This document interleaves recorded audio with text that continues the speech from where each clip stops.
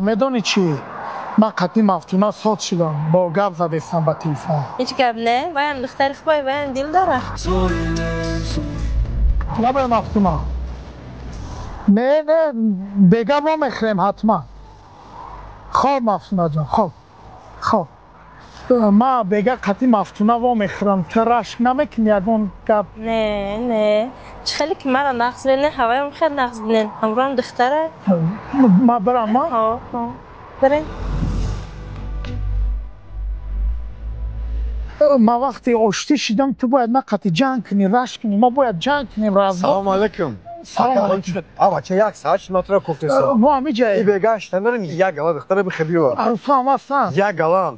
تست بگامش. خب. باجا وقتا. تو رشک نمیکنی ها؟ نه رشک نمیکنم. خیلی من خونه میرم. تا خونه بدرو بعد ما میبینیم تا.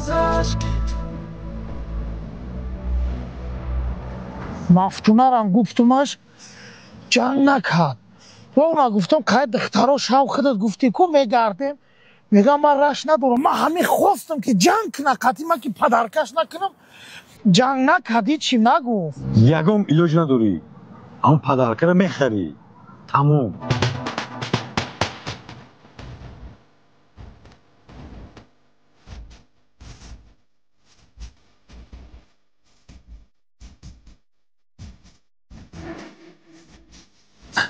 سلام علیکم نه پدرکه شما نه یا شما شما هشت من برای رحمت خیلی جان قدر کدای قب تو پای خوش رو ورده خیلی من میرم بعدا پگه میبینی بسته